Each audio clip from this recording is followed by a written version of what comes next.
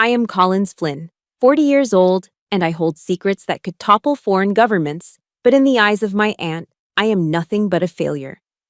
That Thanksgiving dinner was supposed to be warm, a rare ceasefire in the silent war of my family dynamics.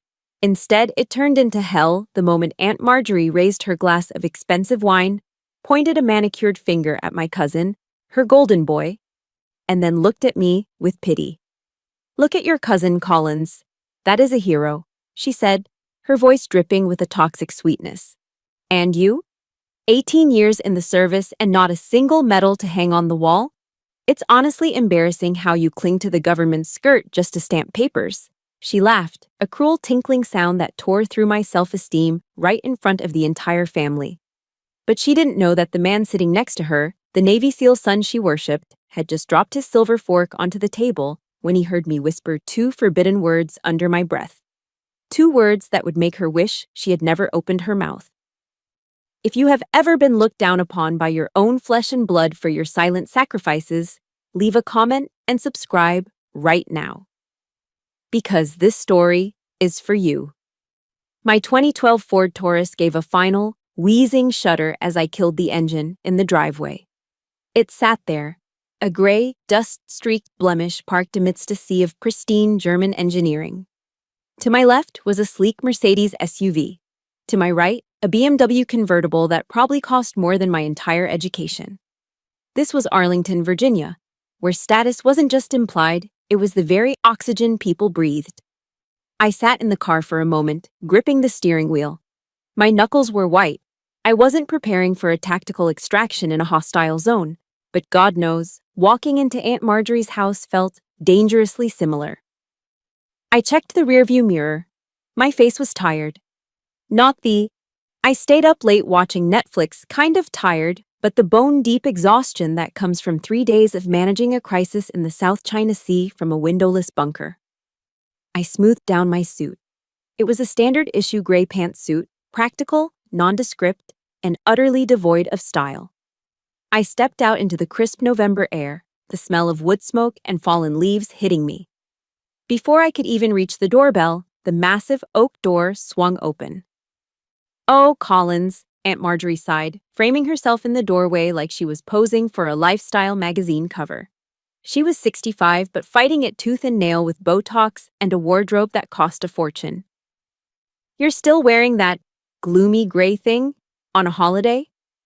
She stepped aside, ushering me into the foyer which smelled overwhelmingly of potpourri and expensive perfume. "Look at Nathan," she gushed, gesturing dramatically toward the living room. My cousin Nathan stood by the fireplace, holding a tumbler of scotch.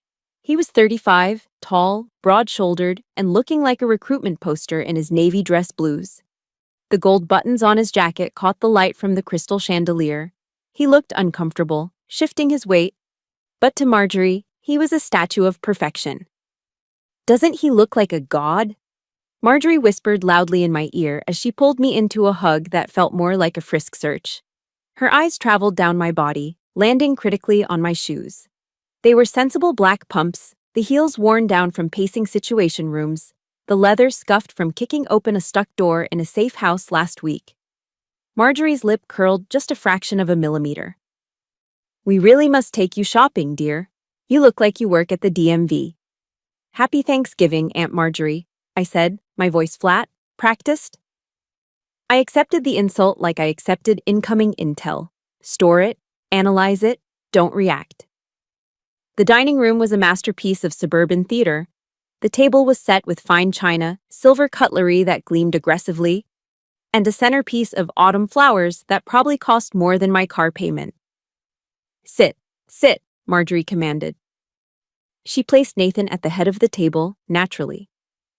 I was seated on the side, squeezed between a decorative vase and the drafty window.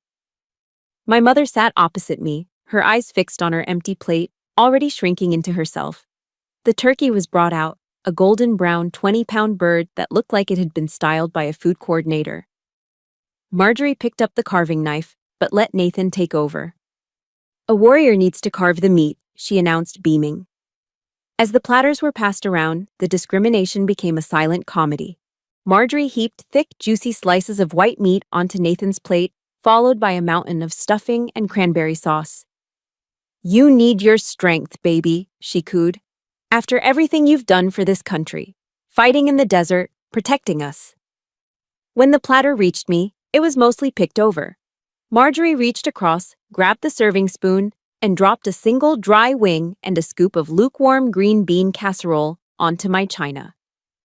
"Eat up, Collins," she said, her voice dropping to that patronizing register she used for children and service staff. "Although, be careful with the carbs. When you sit in an office chair for 12 hours a day, the weight just sticks to you, doesn't it? You don't burn calories like Nathan does. He's out there in the field." I looked at the dry turkey wing. I hadn't eaten a real meal in 36 hours. The irony was rich. While Nathan was indeed a SEAL and a damn good one, his last deployment had been a training rotation in Germany. My office chair had recently been inside a dusty Humvee coordinating drone strikes. "The food looks delicious, Aunt Marjorie," I said. It was the lie that kept the peace. She took a long sip of her Napa Valley Cabernet, leaving a lipstick stain on the rim of the crystal.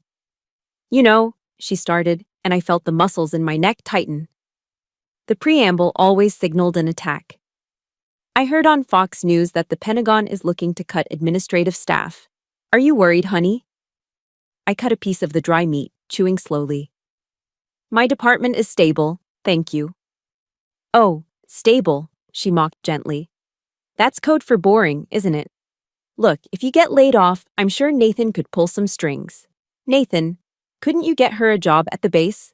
Maybe answering phones or processing payroll? At least then she'd be near real soldiers. It might rub off on her." The table went quiet. The sound of silverware scraping against china seemed amplified. Nathan stopped chewing. He looked at his mother, then at me. There was a flicker of embarrassment in his eyes. He knew I outranked him. He didn't know exactly what I did. Intel is compartmentalized for a reason, but he knew that lieutenant colonel wasn't a rank you got for answering phones. "Mom," Nathan said, his voice low. "Collins is doing fine. Let's not talk shop." "I'm just trying to help." Marjorie threw her hands up, the diamonds on her fingers flashing. "I worry about her. It's not natural for a woman her age to be so unaccomplished." My mother made a small noise like a whimpering dog, but she didn't look up. She kept cutting her green beans into tiny, microscopic pieces, terrified of drawing fire. Marjorie wasn't done. The wine had loosened her filter, and her need to elevate her son required a stepping stone. I was that stone. She leaned forward, her eyes narrowing with malicious delight. "Let's be honest, Collins. We're family. We can say these things. It's been 18 years. 18 years in the Army." She pointed with her fork at Nathan's chest, where a rack of colorful ribbons sat proudly on his blue uniform. "Look at Nathan. He's a Christmas tree of valor. And you?" She gestured to my plain gray blazer. Not a single ribbon, not a single medal to hang on the wall. Nothing. I placed my knife and fork down. I aligned them perfectly parallel on the plate. It was a grounding technique. Order in chaos. "Awards in my line of work aren't usually public, Aunt Marjorie," I said softly. "Excuses," she scoffed. "If you do something brave, they pin a medal on you. That's how it works. If you don't have medals, it's because you haven't done anything. Is that it? Is your job just making coffee for the generals? Is that why you never talk about it?" She laughed again, looking around the table for validation. "Don't be ashamed, Collins. Truly. The world needs people to file paperwork. Not everyone has the stomach for danger. Some people just need a safe little hole to hide in while the real men do the work." The air in the room seemed to vanish. I looked at my mother, begging silently for her to say something. Say I'm smart. Say I'm hardworking. Say anything. But she just took a sip of water, her hand trembling. I was alone. I looked away from my mother and fixed my gaze on the centerpiece of the table. A single tall white candle burned in the middle of the autumn arrangement. The flame flickered, dancing in the draft from the window. It was mesmerizing. It was hypnotic. And suddenly, I wasn't in a dining room in Arlington anymore. The smell of roast turkey vanished, replaced by the scent of damp earth and freshly cut grass. the white tablecloth faded into the pristine white marble of a headstone. The flickering candle wasn't a decoration. It was the eternal flame of memory. The insult about hiding from danger echoed in my ears, but it swirled together with a voice from the past, dragging me backward, down into the deep, dark well of memory where the real scars began. The flame of the candle blurred, pulling me back to a gray, drizzly morning in Arlington National Cemetery 28 years ago. I was 12. The world felt too big, too cold, and entirely too empty without my father. The grass was impossibly green, contrasting sharply with the rows of white marble headstones that stretched out like silent soldiers standing at eternal attention. My father's funeral wasn't a grand affair. He was a quiet man in life, and he remained a quiet man in death. There were no news cameras, no crowds of weeping admirers. Just a small group of men in trench coats who stood at a respectful distance, their faces hard and unreadable, and the honor guard performing the flag presentation. I watched, mesmerized and heartbroken, as the soldiers folded the American flag.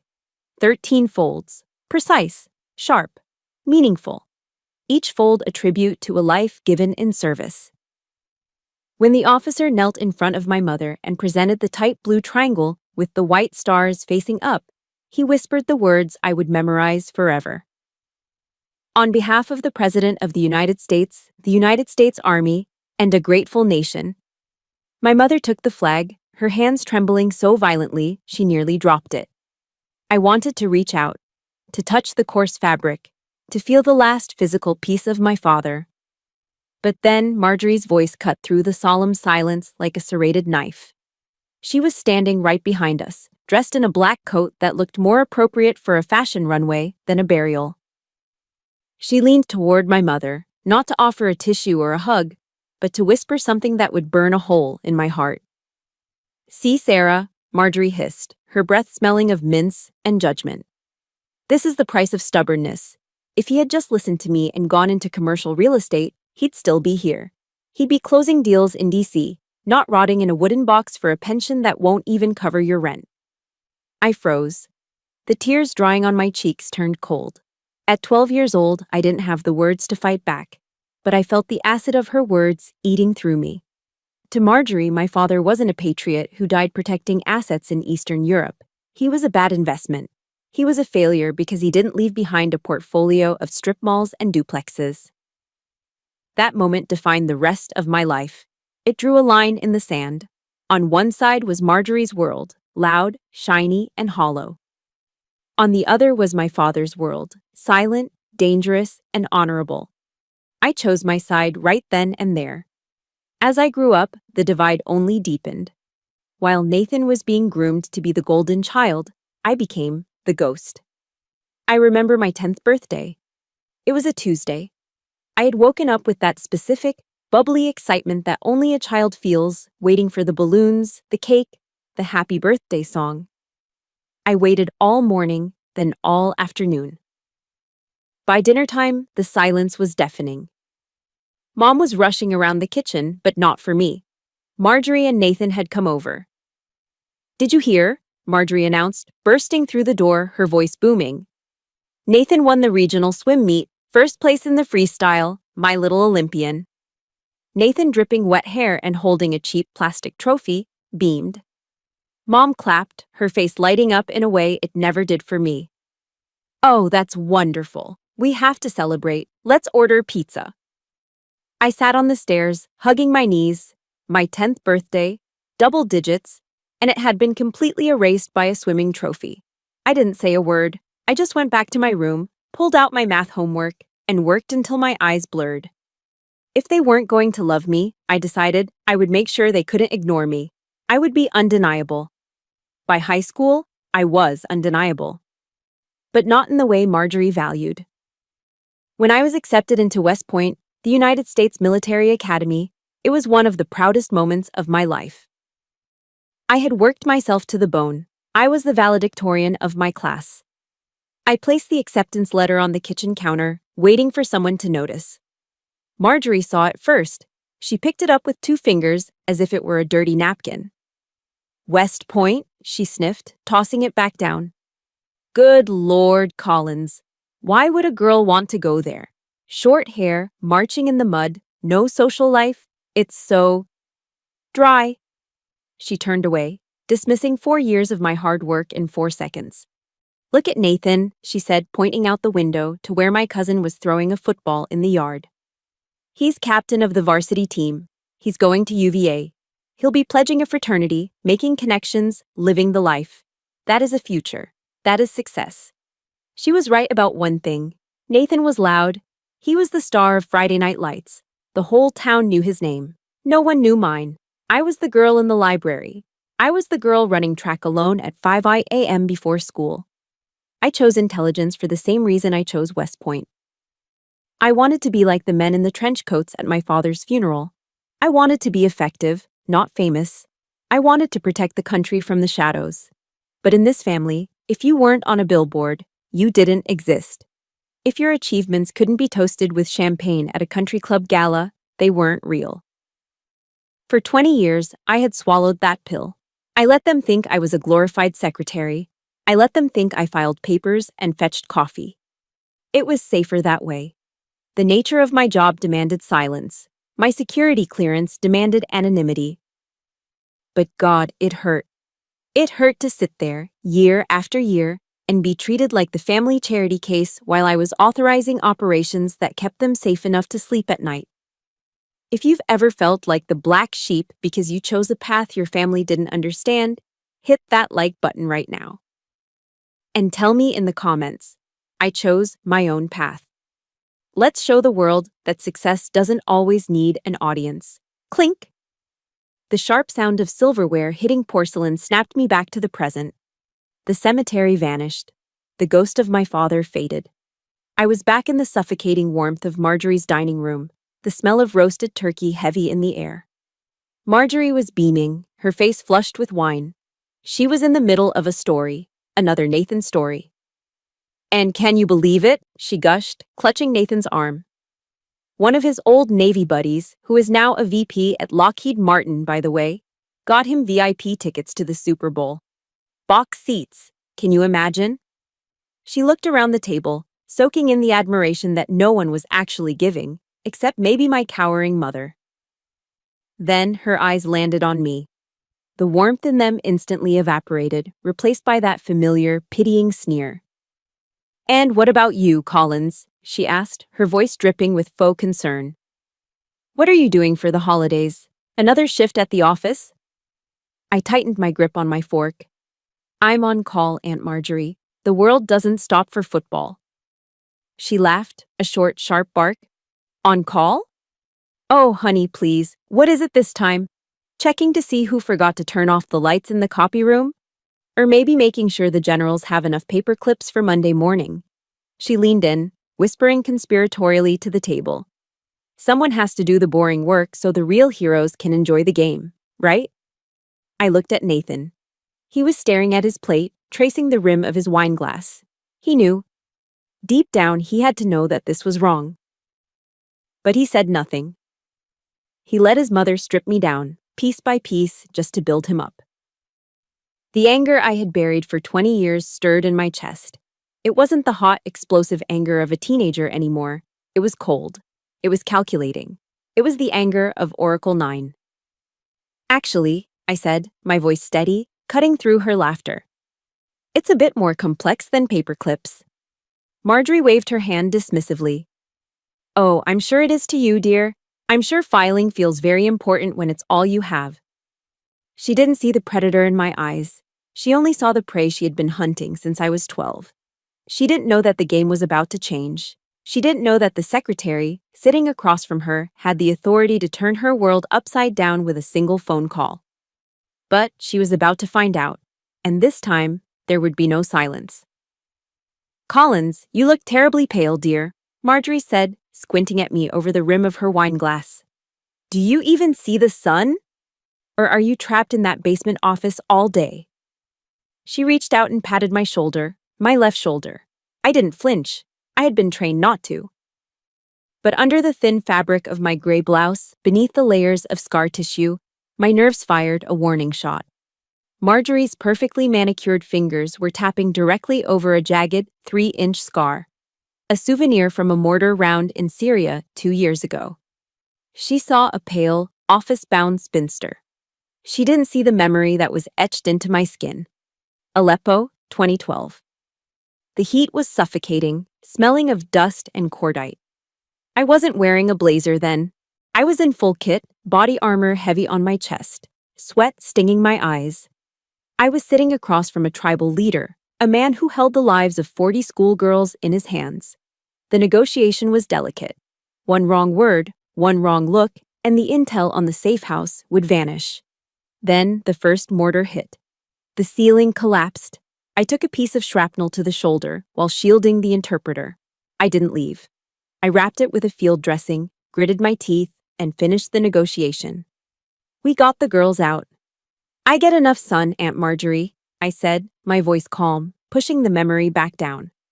Just been a busy week. Busy doing what? She laughed lightly. Updating spreadsheets? If only she knew. She thought my dark circles were from binge-watching TV or sleeping in on weekends. She had no idea that for the last 36 hours, I hadn't seen a bed.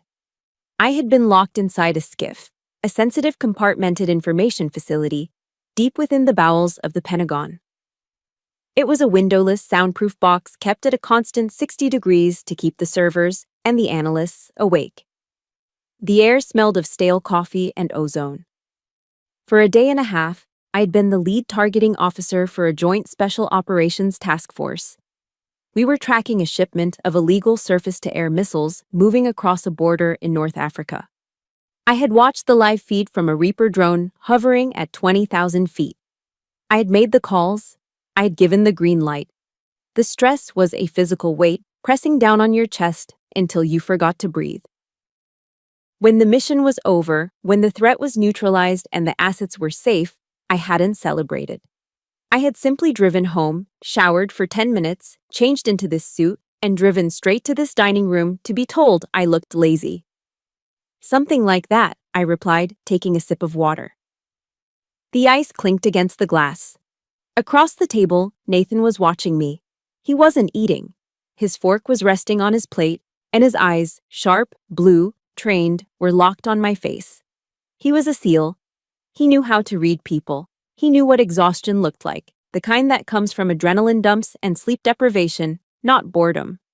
More importantly, he noticed what I was doing. Without thinking, my eyes had scanned the room again. I checked the main entrance. I checked the sliding glass doors to the patio. I noted that the heavy drapes were open, a sniper risk, technically, though in suburban Virginia, it was just a privacy issue. I checked the position of the knives on the table. It was automatic. Situational awareness. You don't turn it off just because you're eating cranberry sauce. Collins, Nathan said, his voice cutting through his mother's chatter about her new Pilates instructor. You okay? I met his gaze. For a second, just a second, there was a silent communication between us, warrior to warrior. I'm fine, Nathan, I said. You look wired, he said, choosing his word carefully. Like you're expecting the door to get kicked in. My heart skipped a beat. He was getting too close. I forced a small, self-deprecating smile. The mask slipped back into place. Just too much coffee, probably. The new machine at the office is aggressive. Nathan frowned, not buying it. He opened his mouth to ask something else, something probing. But Marjorie, sensing the spotlight shifting away from her son, intervened. Oh, for heaven's sake, Nathan, she scoffed, waving her hand dismissively. She's not wired. She's just stressed. You know how it is with these administrative types. The copier probably jammed again. Or maybe the colonel didn't like how she brewed his morning roast. She turned to the table, her eyes gleaming with amusement. Can you imagine being stressed about paper clips while my son is out there jumping out of helicopters? She threw her head back and laughed. It was a loud, brash sound, like fingernails dragging down a chalkboard. It filled the room, bouncing off the crystal chandelier and the expensive wallpaper. It was the sound of pure, unadulterated ignorance. I mean, really, she continued, wiping a tear of mirth from her eye. It's cute, in a way. Everyone has their little battles. Yours is just stationary. My mother kept her head down, pushing a pea around her plate. Nathan looked down at his hands, his jaw tightening. I felt the heat rise up my neck. Not embarrassment. Rage. Cold, hard rage.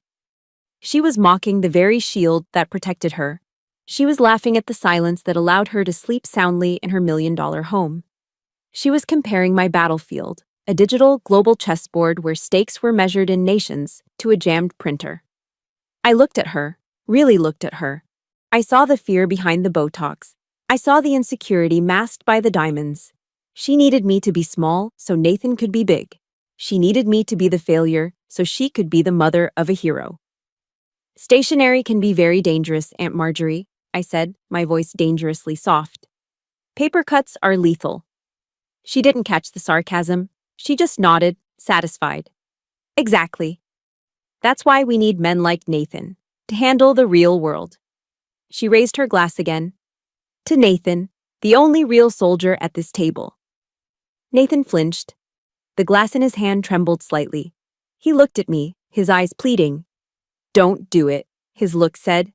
Just let it go. But the sound of her laughter was still ringing in my ears. The scar on my shoulder throbbed. The 36 hours of sleepless vigilance weighed on my soul. And then, she said it. The one word she should have never, ever used. Honestly, Marjorie sighed, setting her glass down. It's good you have a safe job, Collins. You're just softer. You're not built for the fight. You're what the boys call a pog, right, Nathan?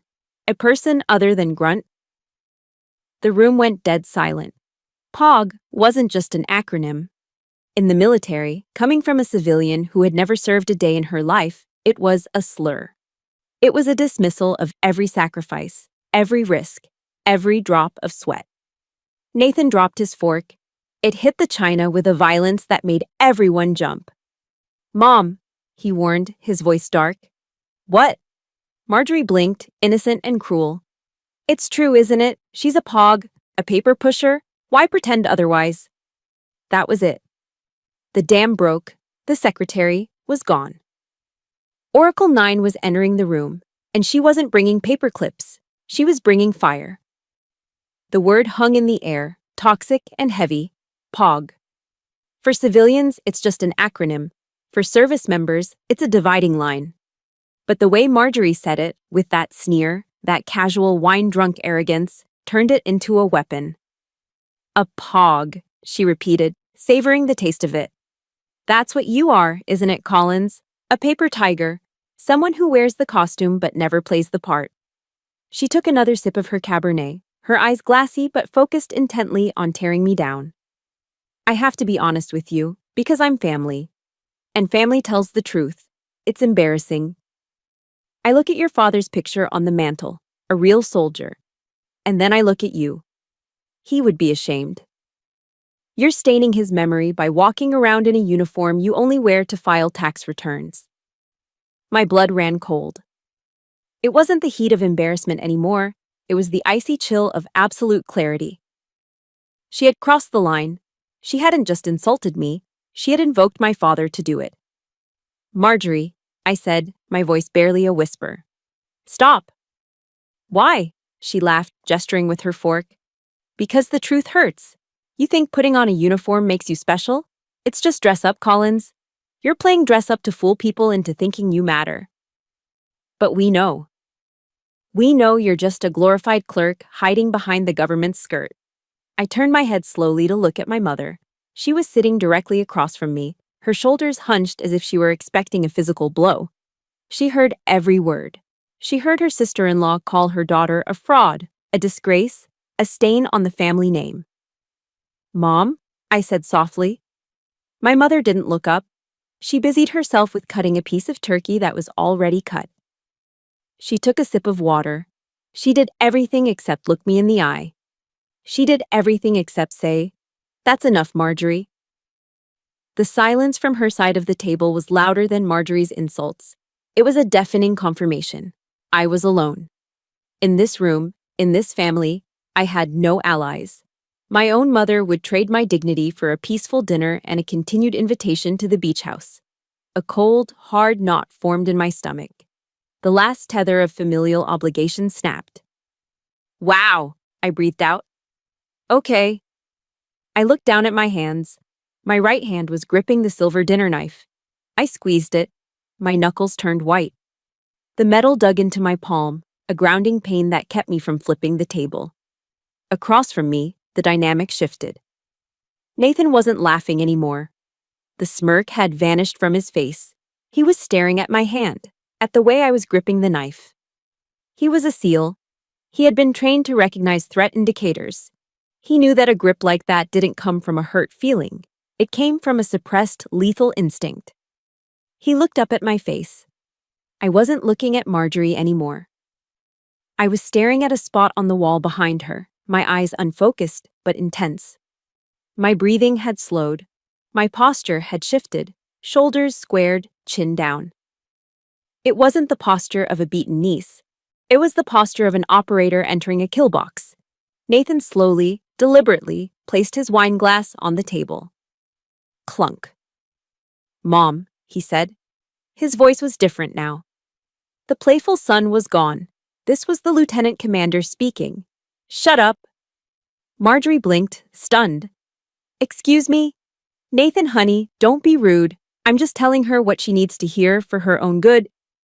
"I said shut up," Nathan barked. The command cracked like a whip across the dining room table.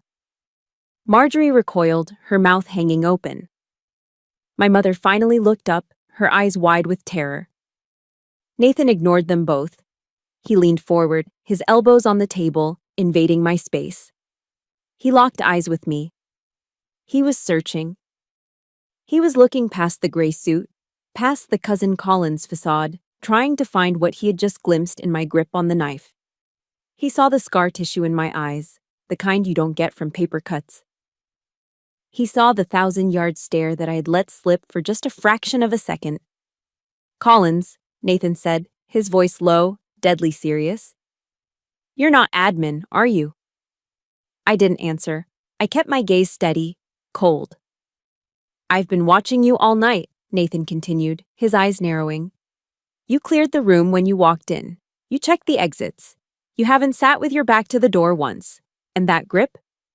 He nodded at my hand, still strangling the knife. "That's not how a clerk holds silverware."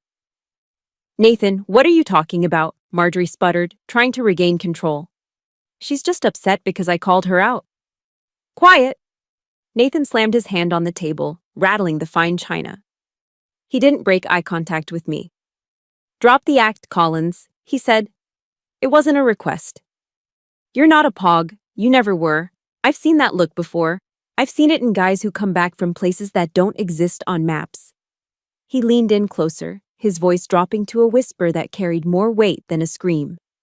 "Don't lie to me. Not here. Not now." He took a breath, and then he asked the question that would shatter the charade forever. "What is your call sign?" The question hung there. A call sign isn't just a nickname. It's an identity. It's who you are when the world is burning. It's the name that pilots scream over the radio when they need air support. It's the name that enemies whisper in fear. If I answered him, there was no going back. If I answered him, the gray suit, the boring job, the failure of a niece, it all died right here on this table. Marjorie looked confusingly between us. "Call sign? Like Top Gun?" "What is this nonsense?"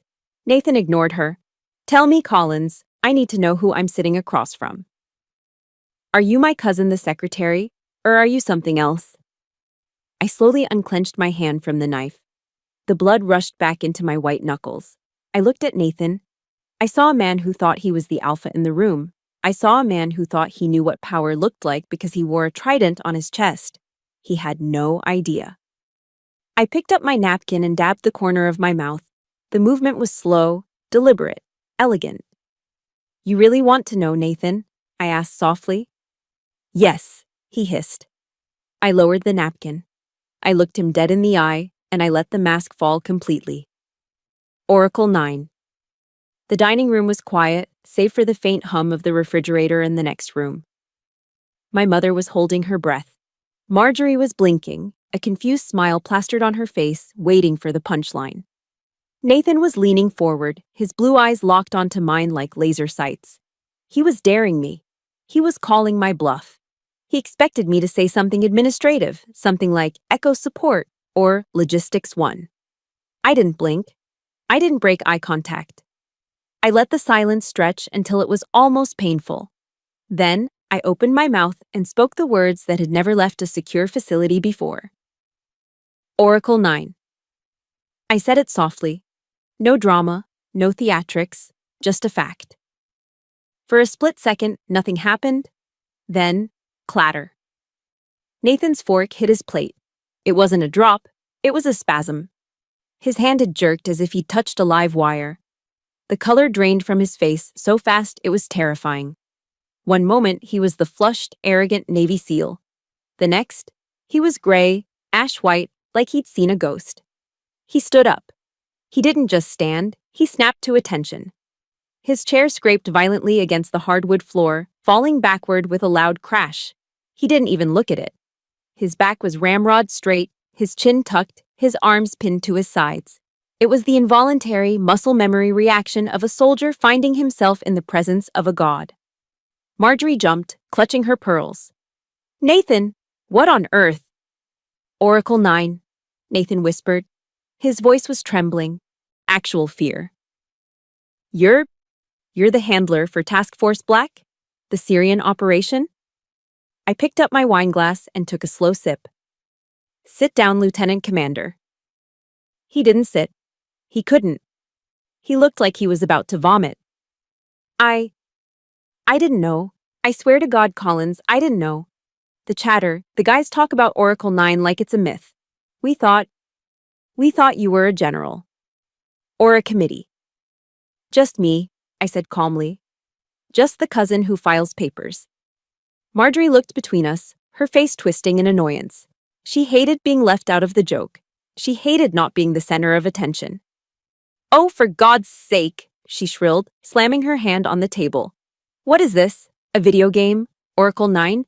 What is that? A new anti-aging cream? Stop playing Soldier, Collins. You're scaring your mother." She let out a high, brittle laugh. "Look at him, Nathan. She's got you jumping at shadows. It's probably just her email password." "Shut up, Mom." The scream tore from Nathan's throat. It was primal. It was desperate. Marjorie froze. She had never, in 35 years, heard her son raise his voice at her. Not once. "Nathan," she whimpered. Nathan turned to her, his eyes wild. He pointed a shaking finger at me. "Do you have any idea who she is?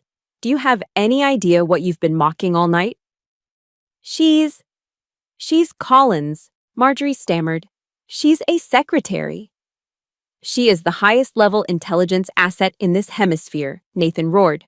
"She holds clearance levels that don't even have names. Mom, listen to me. Oracle 9 authorizes kill-capture missions. She directs drone strikes. She moves whole carrier groups like chess pieces."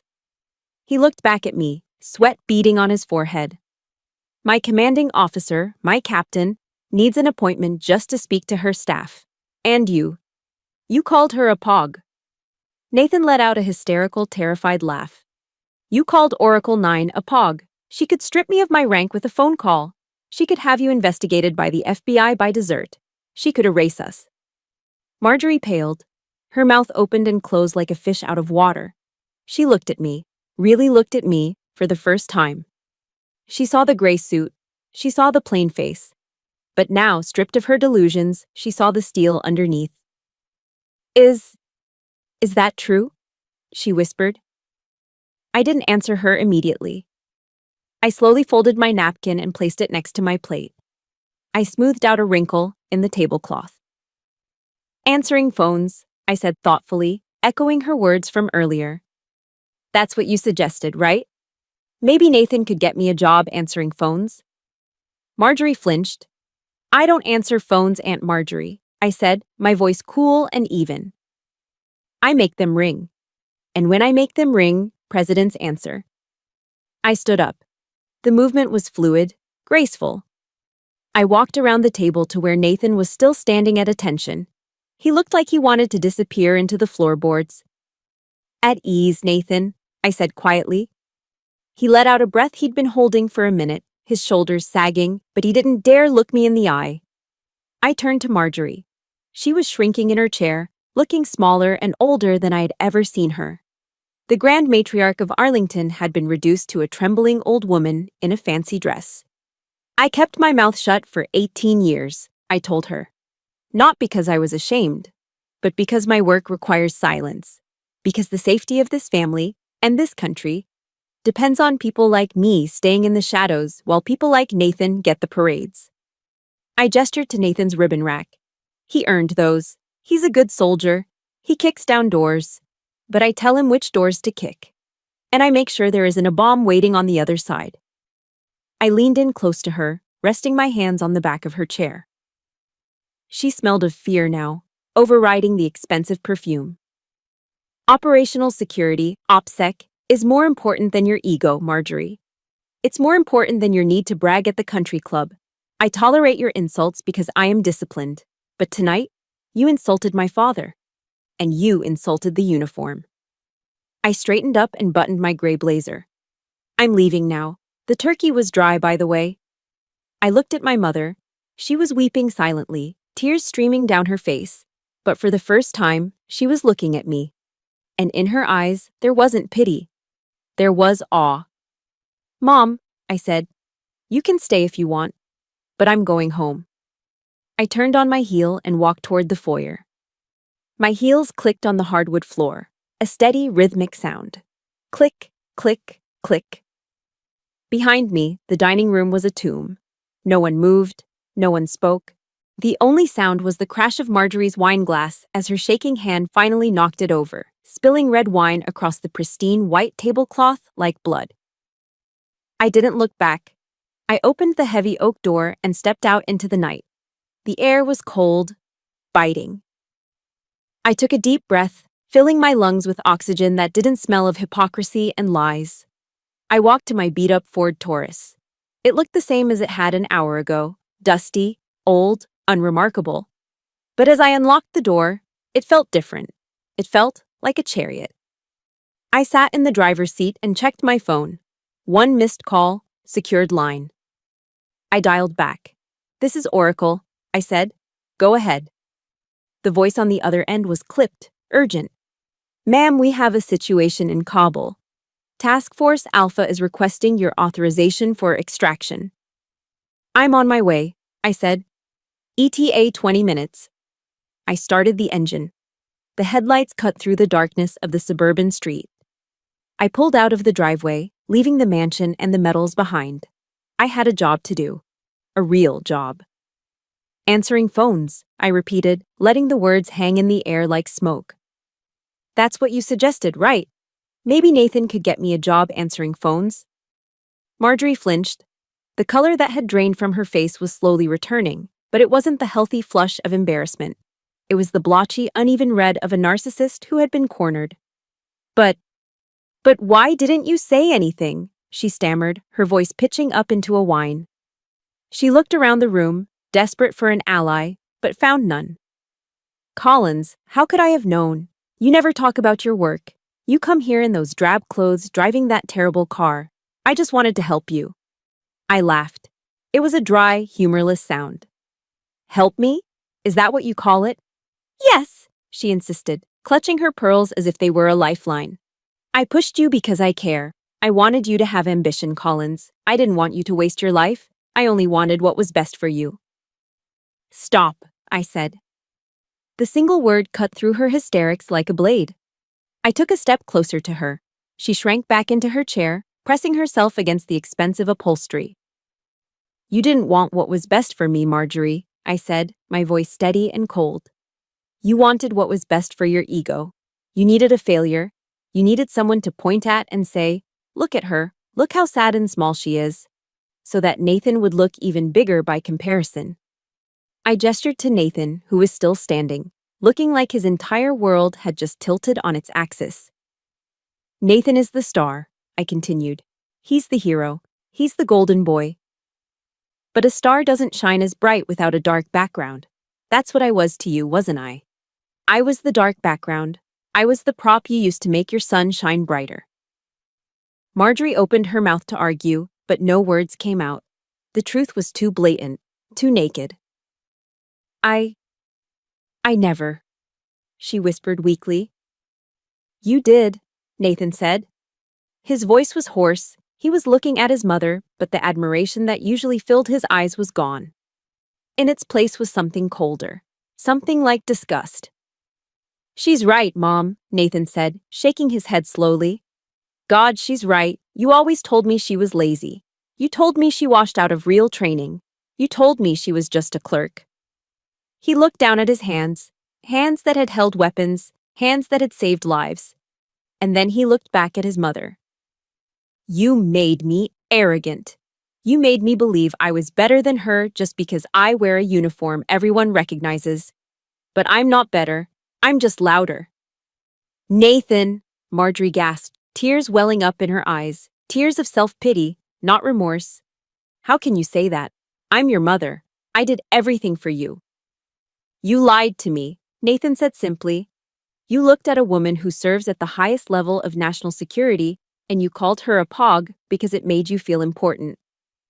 He turned away from her, unable to look at her face anymore. The idol had fallen. The pedestal had shattered. I watched the realization wash over Marjorie. She had lost. She had lost the game she had been playing for 18 years. She had lost the narrative, and worst of all, she was losing the adoration of her son. For a narcissist, that is a fate worse than death. She turned her gaze back to me. The fear in her eyes was replaced by a sudden, vicious hatred. If she couldn't control me, she would try to destroy me one last time. So you think you're better than us now? She spat, her voice trembling with rage. Just because you have some secret clearance? Just because you have a fancy code name? You're still just Collins. You're still the girl with no husband, no children, no life. You're cold. You're empty. I am disciplined, I corrected her. I looked at her with a clarity that felt liberating. 18 years, Marjorie.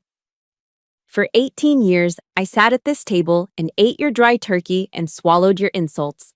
I didn't do it because I was weak. I didn't do it because I was afraid of you. I leaned in, my voice dropping to a whisper that forced her to lean in to hear. I did it because I was trained. I was trained to keep secrets that would make your hair turn white. I was trained to put the mission above my personal feelings. My oath to the Constitution is more important than my pride. That is the difference between us. You need applause to feel valuable. I don't. I straightened up, smoothing my blazer. But tonight you crossed the red line. You didn't just insult me. You insulted my father, and you tried to use his memory to shame me. I shook my head. You don't get to speak his name, not anymore. Marjorie was shaking. Her face was a mask of ugly, twisted fury. She couldn't handle the truth. She couldn't handle the mirror I was holding up to her soul. Get out, she screamed. It was a shrill, piercing sound that cracked the tension in the room. Get out of my house, you ungrateful, miserable girl. Get out. She was pointing at the door, her hand trembling violently. She was trying to reclaim her territory. She was trying to have the last word. I didn't flinch. I didn't yell back. I simply nodded. Gladly, I said. I looked at my mother one last time. She was still sitting there, silent, tears streaming down her face. But she gave me a tiny, imperceptible nod. It wasn't enough to make up for years of silence, but it was a start. Goodbye, Mom, I said softly. I turned on my heel and walked toward the foyer. I didn't rush. I walked with the measured pace of a woman who knows exactly where she is going. Don't come back, Marjorie shrieked behind me. Don't you dare come back here expecting Christmas dinner. You're dead to me. Her words bounced harmlessly off my back. They were just noise, static. I reached the heavy oak door and pulled it open. The air outside hit me like a physical blow, cold, crisp, and clean. It smelled of winter and dead leaves, but to me, it smelled like freedom. It smelled like the end of a very long, very dark chapter. I stepped out onto the porch and let the door close behind me. Thud. The sound was final. It was the sound of a bridge burning, and the warmth of the flames felt incredible. I walked down the driveway toward my car. The wind bit at my cheeks, but I didn't button my coat. I wanted to feel it. I wanted to feel everything. For the first time in my life, I wasn't the niece who wasn't good enough. I wasn't the cousin who lived in the shadow. I was Collins Flynn. I was Oracle 9. And I was free. If you have ever had to walk away from a family member to save your own sanity, hit that like button. It's the hardest thing to do, but sometimes it's the only way to survive. Leave a comment saying, "I chose peace," if you agree that boundaries are necessary. I reached my car and put my hand on the door handle. My phone vibrated in my pocket. A secure line. I pulled it out. The screen glowed in the darkness. "This is Oracle," I answered. "Ma'am?" The voice on the other end was clipped, urgent. "We have a situation developing in Sector 4. Task Force Alpha is requesting authorization for immediate extraction." I looked back at the house one last time. Through the window, I could see Marjorie still gesturing wildly, shouting at an empty room. I saw Nathan sitting with his head in his hands. I turned my back on them. "I'm on my way," I said into the phone. "ETA 20 minutes. I got into the car, started the engine, and drove away. The rearview mirror was dark, but the road ahead was illuminated by my headlights, bright and clear. The Pentagon at 2 a.m. is a different world. The tourists are gone. The massive parking lots are empty except for the scattered cars of the watch officers and crisis response teams. The corridors, usually buzzing with the noise of thousands of bureaucrats, are silent, stretching out like endless linoleum arteries. But deep inside the E-ring, inside the NMCC, the National Military Command Center, the pulse never stops. I walked through the double doors, flashing my badge. The Marine Guard didn't just check it, he recognized me. He straightened up, giving a sharp nod. "Ma'am." "Status?" I asked, not breaking stride. "Situation Room B. They're waiting for you, Oracle." I entered the room. It was a hive of controlled chaos. A dozen analysts were hunched over computer terminals, their faces illuminated by the blue glow of screens. On the main wall, a massive digital map of Kabul, Afghanistan, was displayed in high definition. "Officer on deck," someone barked. The room didn't snap to attention. We don't do that in crisis mode, but the energy shifted. Heads turned, eyes focused. The uncertainty that had been filling the room evaporated the moment I walked in. I wasn't Collins the poor relation anymore. I wasn't the niece who wore boring clothes. Here, in this windowless room filled with secrets, I was the apex predator. "Talk to me," I commanded, tossing my coat onto a chair and rolling up the sleeves of my gray blazer. Major Vance, a seasoned intelligence officer with bags under his eyes, stepped forward. "We have a problem, Oracle. Asset Echo 4 has been compromised. His cover was blown 20 minutes ago. He's holed up in a safe house in District 9, but he's got hostiles closing in. 3 technicals, maybe 15 dismounts." I looked at the screen. A live drone feed showed the thermal signatures, white-hot ghosts moving through the dark streets of Kabul. I saw the safe house. I saw the enemy trucks circling like sharks. Echo 4 wasn't just an asset, he was a father of 2 from Ohio, who had been deep undercover for 6 months, gathering intel on a terror cell. He was one of ours. "What's the status of the QRF?" I asked. "Quick reaction force." "Alpha team is 5 minutes out," Vance said, pointing to a cluster of blue dots on the map. "But the rules of engagement are tricky. We've got civilians in the area." I zoomed in on the feed. My eyes narrowed. There, right next to the compound wall, were 3 small heat signatures.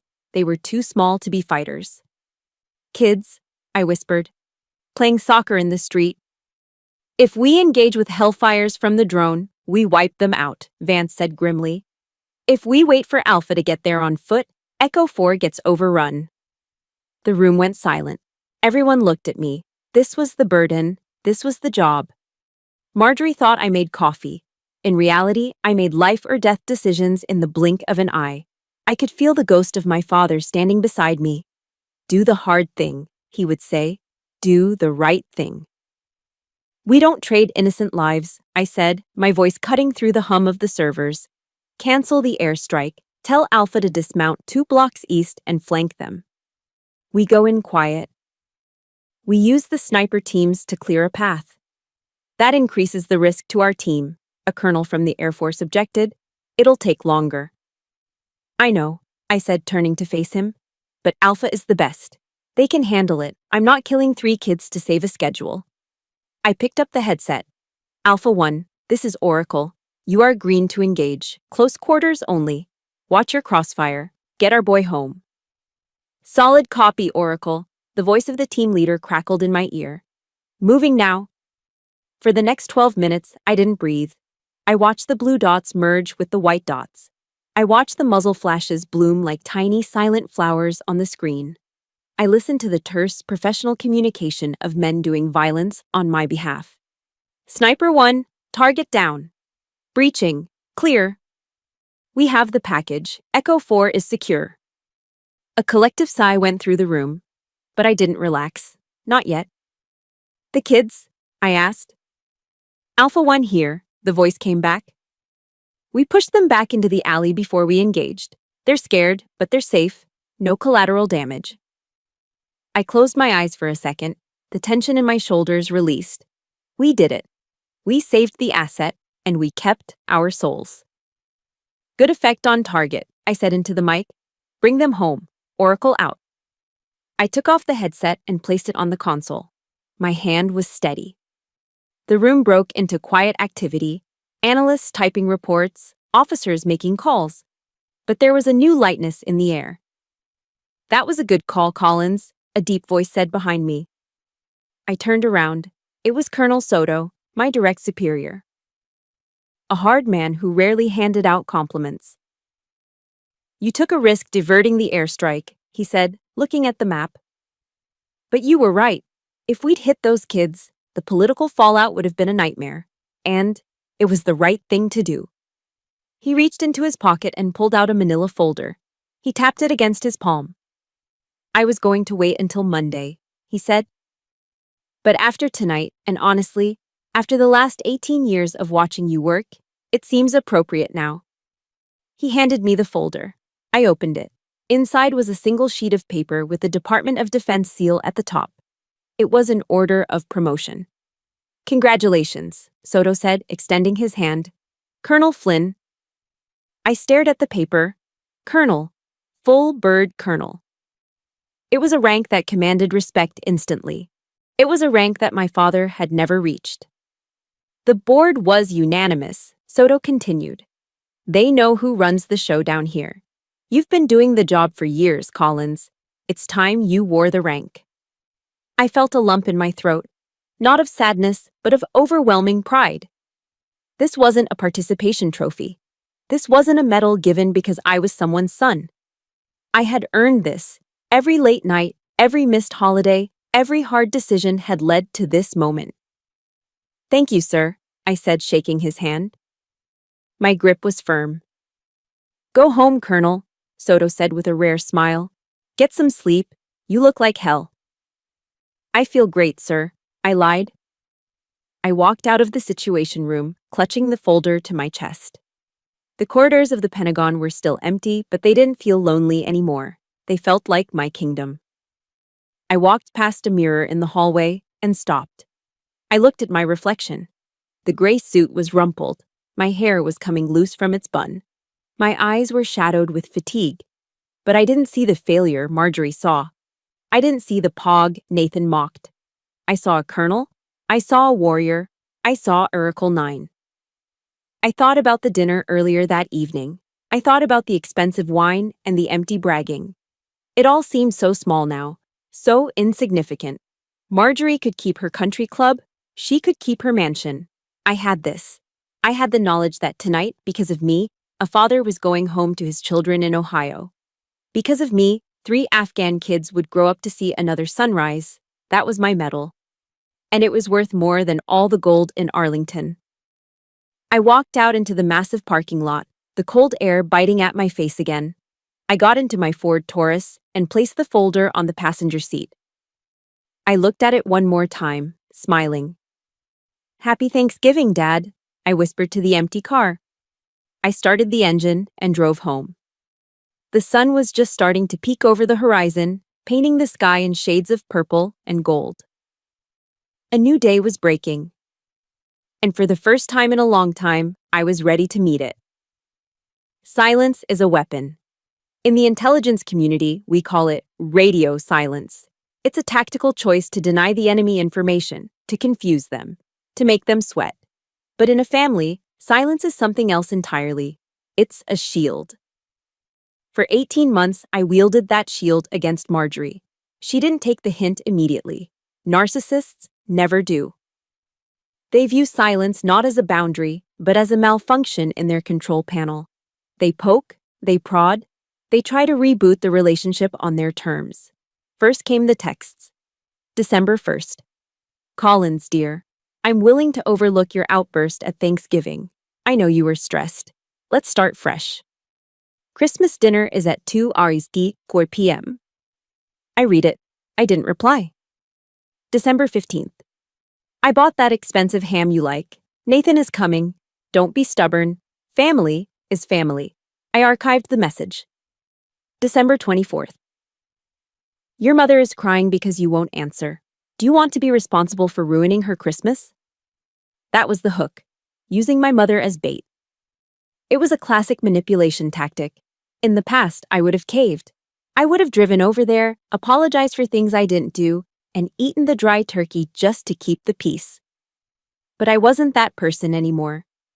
I looked at my phone, at the stream of blue bubbles demanding my attention, my energy, my submission. And then, with a calm thumb, I pressed block contact. The relief was physical. It felt like taking off a tight pair of shoes after a long march. My mother called me the next day, her voice trembling. Collins, please, just answer her. Be the bigger person. You know how she is. 9 times out of 10, she means well. No, Mom, I said, sitting in my quiet apartment with a glass of good wine and a book. She doesn't mean well. She means control. And I'm not drinking the poison anymore just because you're thirsty for peace. But she's your aunt, my mother pleaded. And I'm a colonel, I said softly. I don't negotiate with terrorists, Mom. And I don't negotiate with family members who treat me like garbage. My mother went silent. She didn't understand. She belonged to a generation that believed blood was thicker than self-respect. But I knew better. Blood is just biology. Respect is a choice. The real test came 6 months later. The promotion ceremony was held in the Hall of Heroes at the Pentagon. It's a hallowed space, the walls lined with the names of Medal of Honor recipients. The air smells of history and floor wax. I stood on the stage, wearing my dress blues. They fit perfectly. The fabric was crisp, the ribbons on my chest straight and colorful. Not stolen valor, but earned valor. General Soto stood in front of me. Order to attention, he barked. The room snapped. My mother was there in the front row. She looked small in her beige cardigan, clutching a tissue. She was crying, of course, but for the first time, her tears didn't make me feel guilty. They made me feel seen. And next to her was Nathan. He wasn't wearing his dress blues. He was in his service khakis, respectful, understated. He wasn't there to outshine me. He was there to witness me. When General Soto called for family members to pin on the new rank, my mother stepped up with shaking hands to pin the eagle on my left shoulder. She fumbled with the clasp, her fingers nervous. I've got it, Mom, I whispered, smiling at her. I'm so proud, she sobbed. Your father. Oh, Collins, your father would be so proud. Then Nathan stepped up to my right side. He took the silver eagle from the velvet box. His hands were steady. He looked me in the eye, and the look he gave me was one of profound, soldierly respect. It was the look you give to someone who has walked through fire and come out the other side.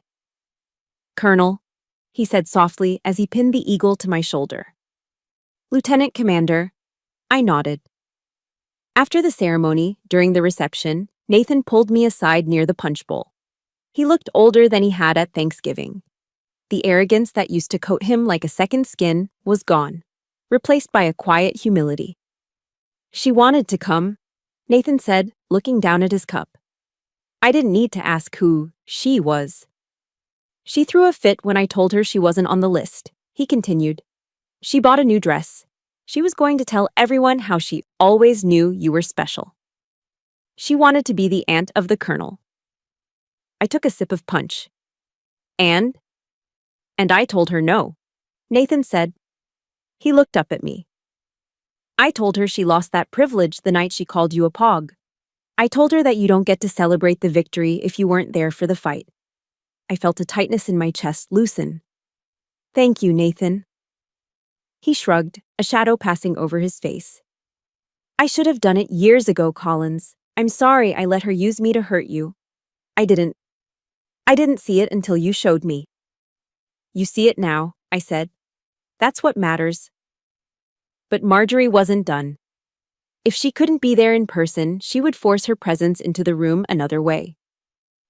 2 hours later, back in my new office, a corner office with a view of the Potomac, my assistant, Captain Lewis, walked in carrying a massive floral arrangement. It was ostentatious. Orchids, lilies, roses. It looked like a funeral spray for a billionaire. Delivery for you, ma'am, Lewis said, struggling to see over the blooms. No return address, but there's a card. I plucked the card from the plastic fork. I recognized the handwriting immediately. It was loopy, decorative, and aggressive. To my dearest niece, Colonel Flynn. Congratulations on finally making something of yourself. I always told everyone you were a late bloomer. Let's do lunch. Love, Aunt Marjorie. I stared at the card. It was a masterclass in passive aggression. Finally making something of yourself.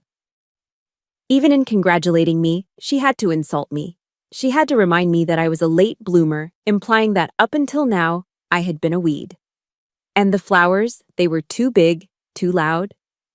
They were meant to scream, look at me, look at what a generous aunt I am, to anyone who walked into my office. She wanted to use my success as fuel for her own ego. She wanted narcissistic supply, the validation she craved like oxygen. Captain Lewis, I said calmly. Yes, Colonel. Take these back to the mailroom, I said, dropping the card into the shredder. Whirr! The loops and swirls of her handwriting turned into confetti. Ma'am? Lewis looked confused. They're really nice flowers. They're not flowers, Captain. They're a Trojan horse, I said, turning back to my computer. Send them back to the sender. Do not open the plastic.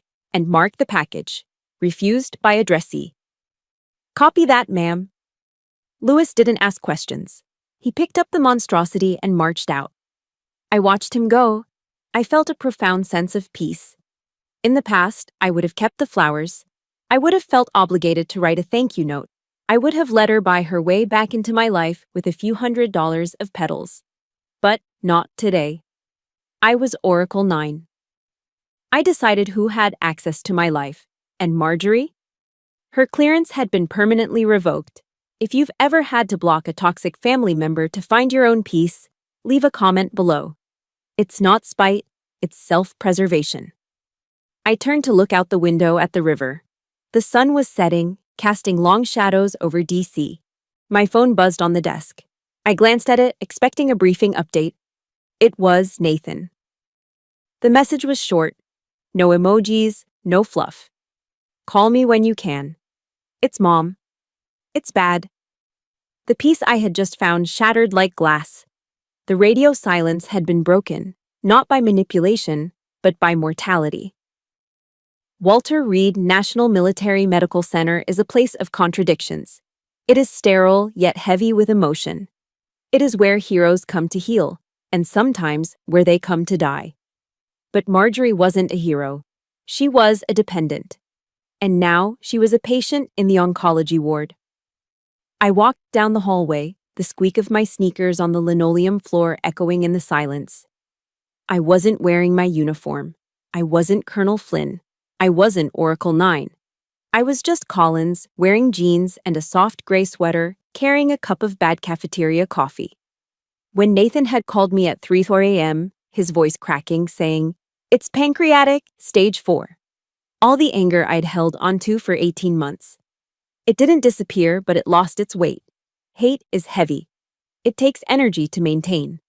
And facing the finality of death, hate seemed like a waste of calories.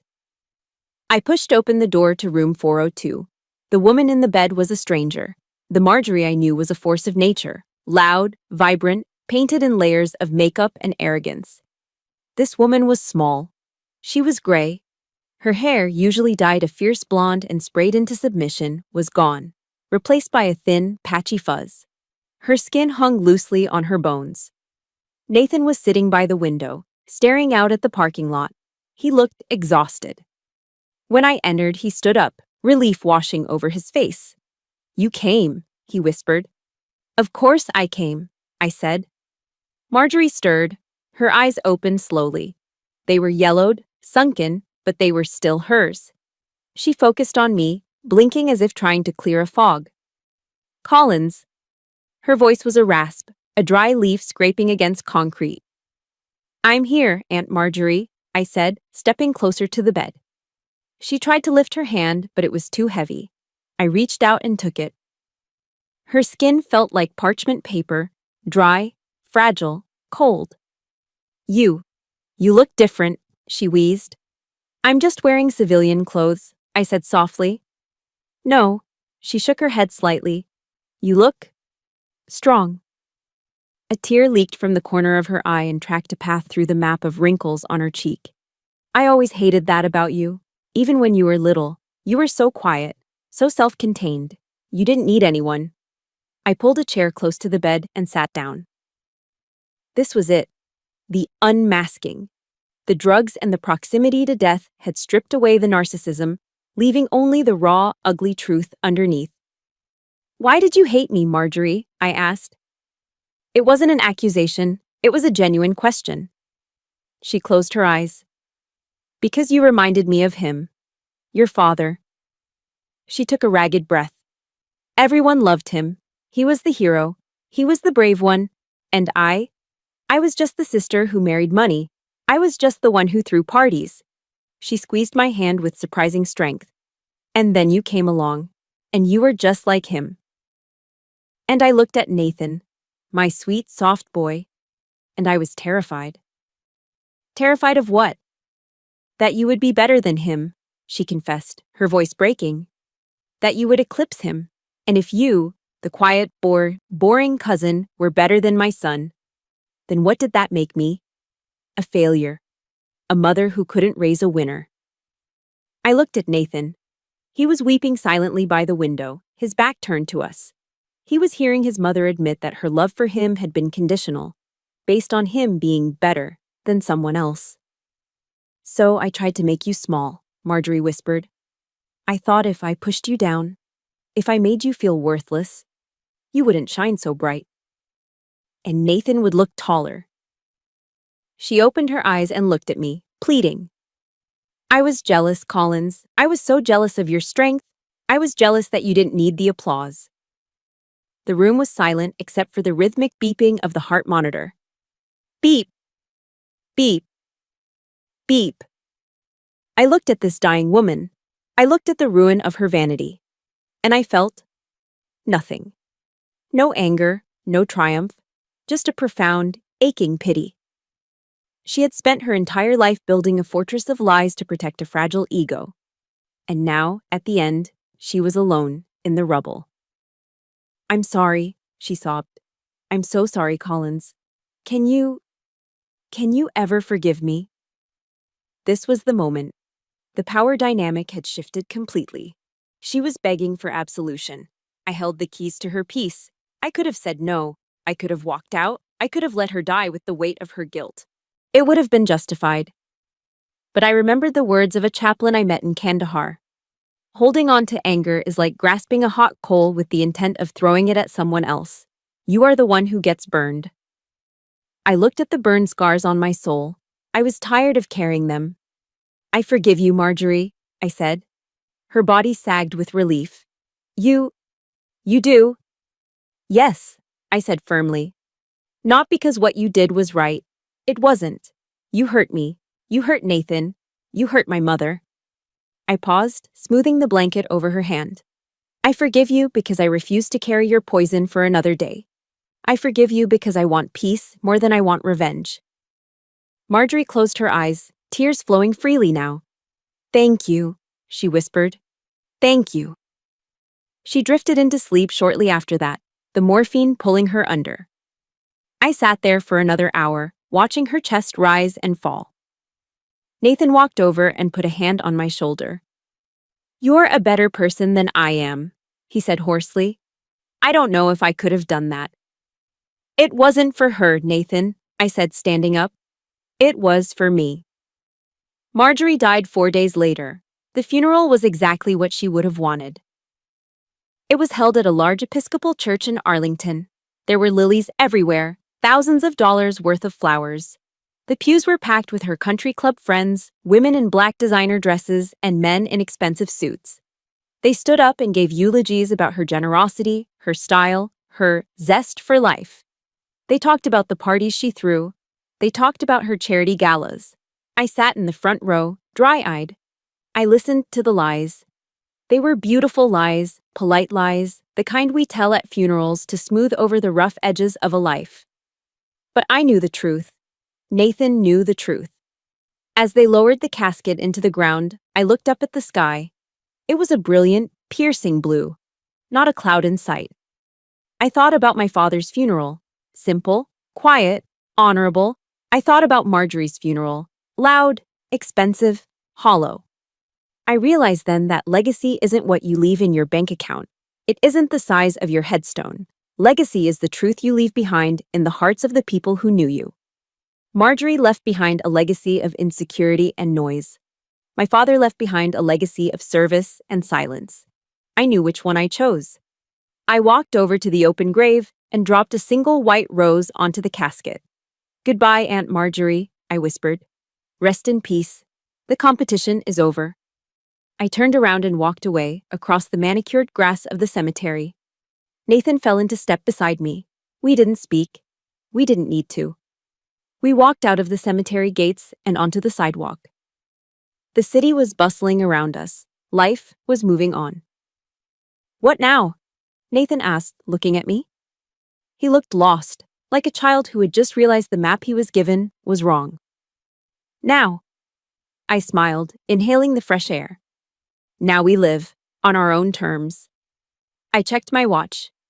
I have a briefing at 1400 hours. The world keeps turning. Go get him, Oracle, Nathan said, a genuine smile touching his lips for the first time in weeks. I got into my car and drove toward D.C.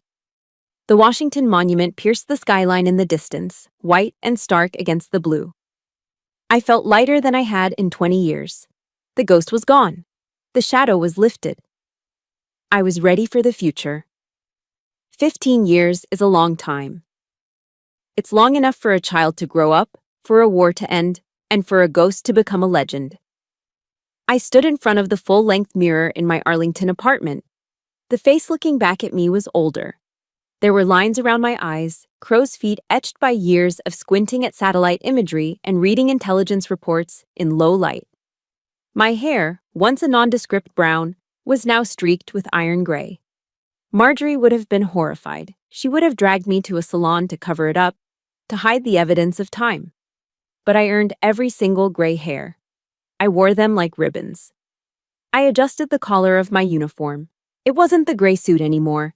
It was the Army service uniform, the dress blues. And on the shoulder, gleaming under the recessed lighting, was a single, silver star. Brigadier General. It still felt surreal to say it out loud. General Flynn. My father never made it past Major. He was a good soldier, but he didn't play the political game. I didn't play the game either. I rewrote the rules. I picked up my cover, the hat with the gold braid, and placed it squarely on my head. I looked at myself one last time. I didn't see a lonely spinster. I didn't see a pog. I saw a woman who had built an empire out of silence. Time to go, General, I whispered to the empty room.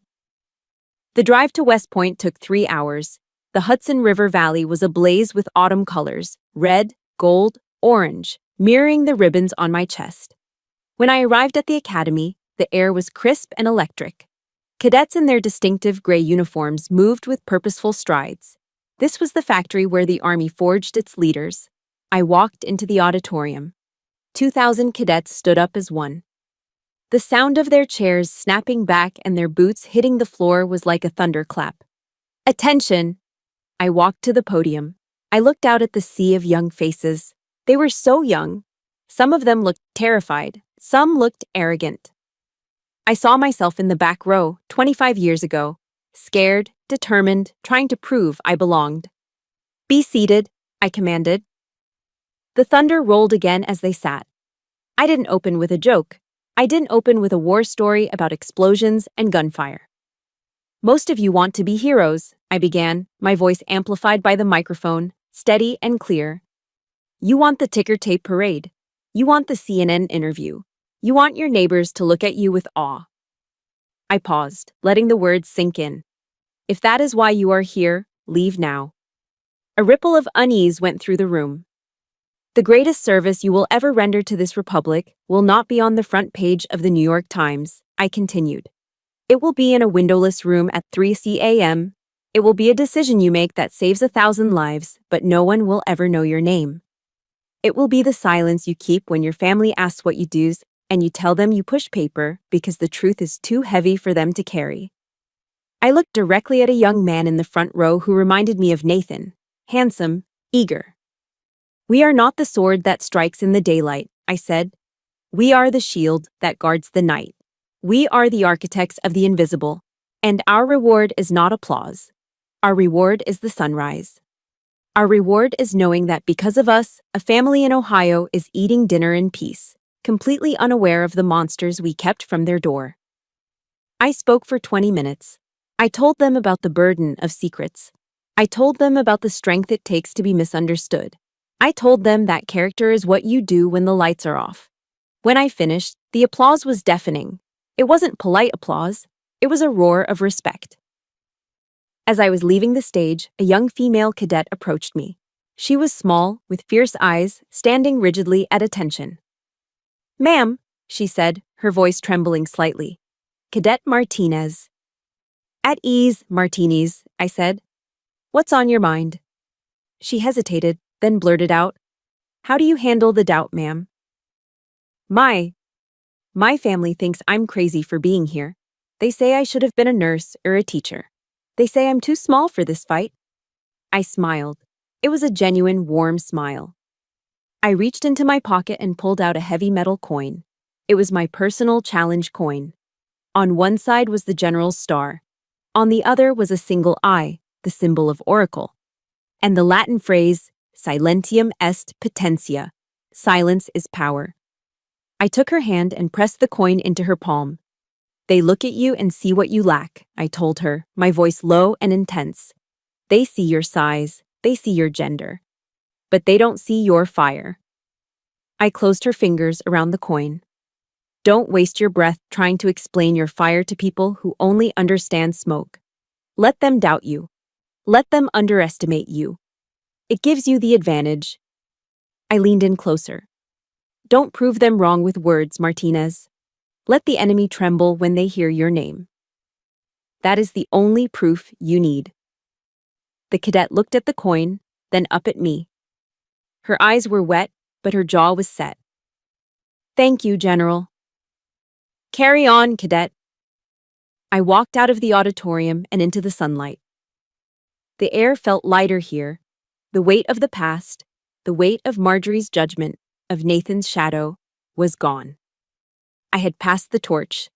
I drove back to D.C. as the sun began to set. When I got home, I didn't turn on the TV. I didn't check my secure email. I poured a glass of Pinot Noir, a good bottle, 2018, and walked out onto my balcony. The Potomac River flowed silently below, reflecting the city lights. My phone buzzed on the railing. It was a text from Nathan. Happy birthday, General. Attached was a photo. It was Nathan, looking tan and happy, wearing a flannel shirt and muddy boots. He was standing next to a beautiful brown horse, his arm around a smiling woman, his wife, and holding a little boy who was laughing at the camera. He wasn't a seal anymore. He wasn't the golden boy trying to win his mother's love. He was a rancher in Montana. He was a husband. He was a father. He had found his own peace, far away from the expectations of Arlington. I typed back, "Thanks, Nate. The horse looks better than you." He replied instantly with a laughing emoji. "Miss you, sis. Come visit." The kid needs to learn how to salute. I smiled. A real smile. I looked out at the city. For 40 years, I had defined myself by who I wasn't. I wasn't the son. I wasn't the favorite. I wasn't the hero. But standing there, under the stars, with a glass of wine in my hand and a star on my shoulder, I finally knew who I was. I was the girl who survived the silence. I was the woman who turned invisibility into invincibility. I took a sip of wine. It tasted like victory. "I am Collins Flynn," I whispered to the night. "I am Oracle 9. And for the first time in my life, I was free. My war with the past is finally over. But I know many of you are still fighting in the trenches. You might not have a star on your shoulder, but if you wake up every day and choose dignity over toxicity, you are a hero in my book." If my story gave you the strength to draw your own red line, please subscribe to the channel and share this video with someone who needs to hear it. We are building a community of silent warriors right here. And do me one last favor. Go to the comments and write, "I am my own hero." Let's fill the world with that truth. Oracle out.